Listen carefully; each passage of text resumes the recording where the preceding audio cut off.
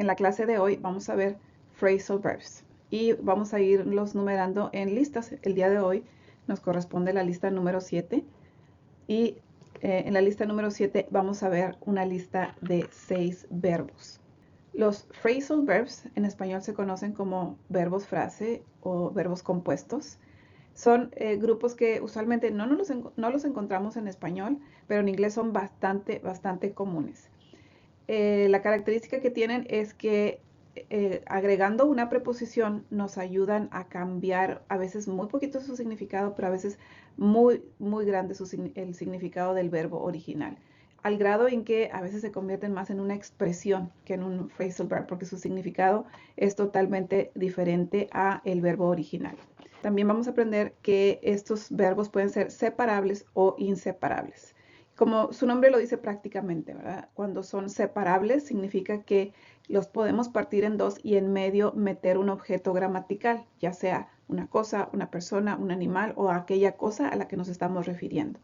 Y los inseparables, como su nombre lo dice, se tienen que mantener juntos, se mantienen sin separar.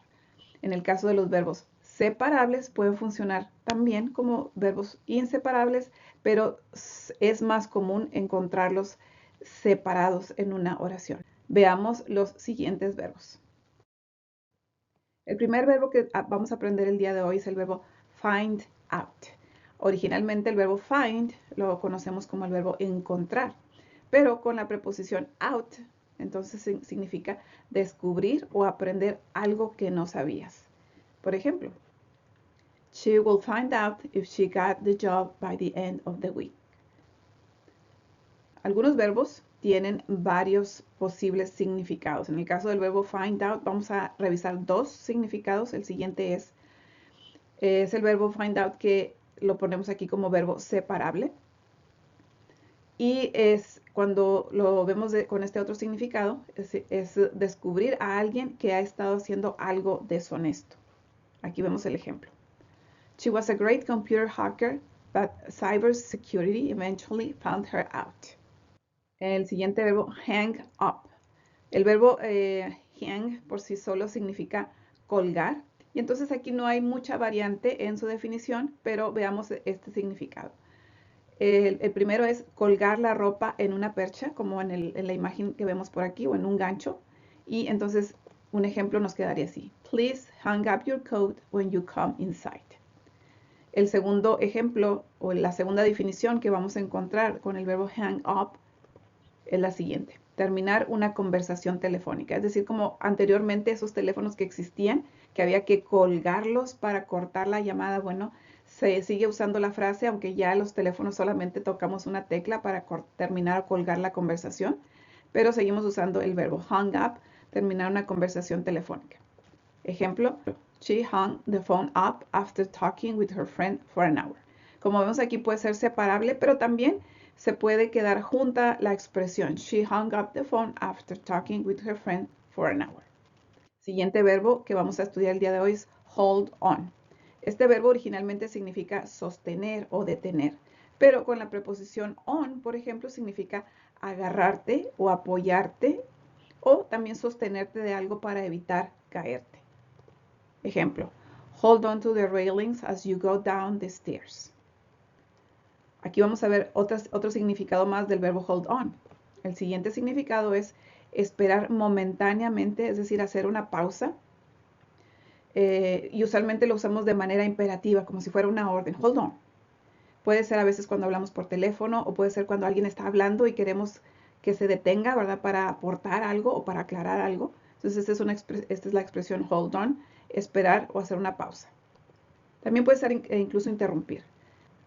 Ejemplo, can you hold on for a moment while I check your information?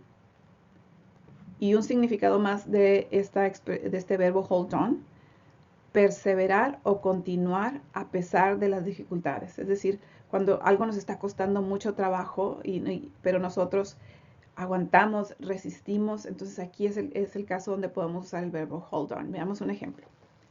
Even though the project is challenging, we need to hold on and finish it.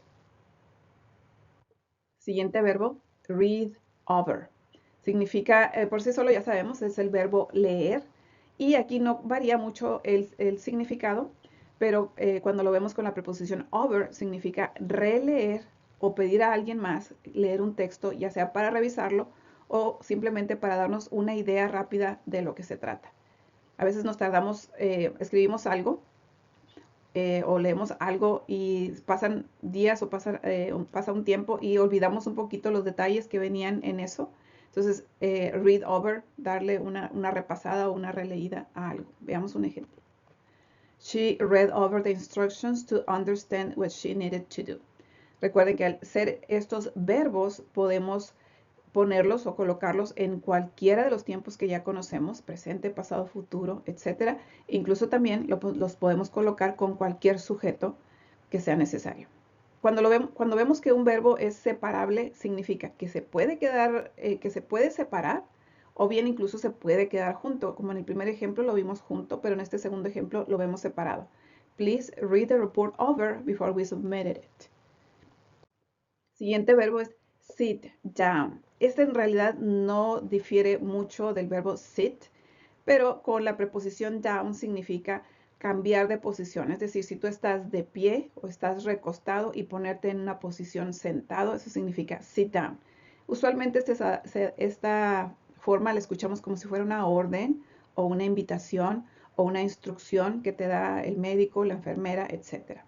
Ejemplo. Everyone needs to sit down for the meeting to start.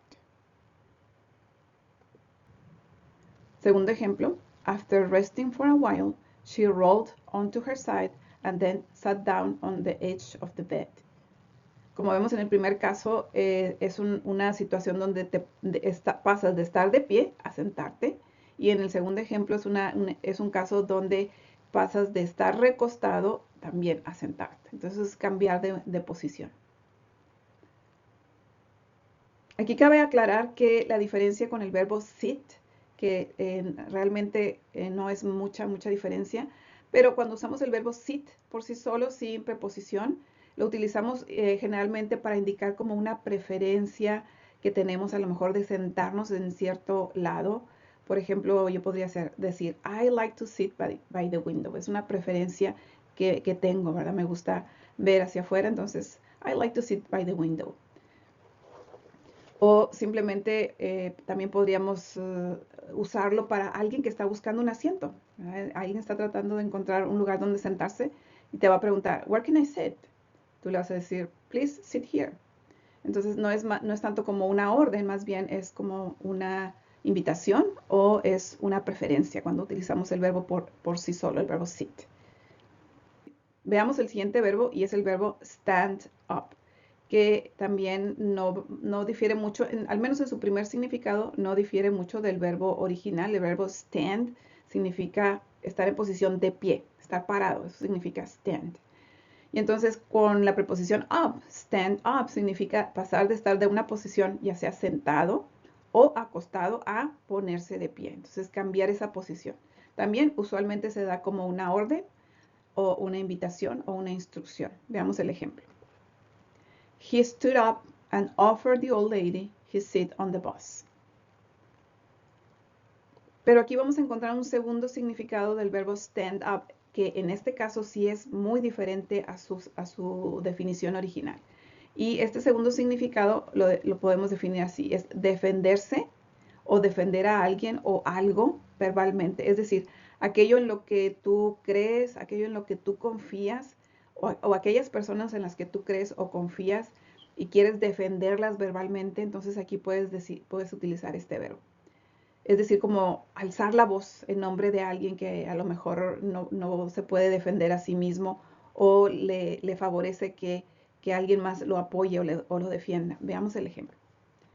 It's important to stand up for your friends if they are being treated unfairly.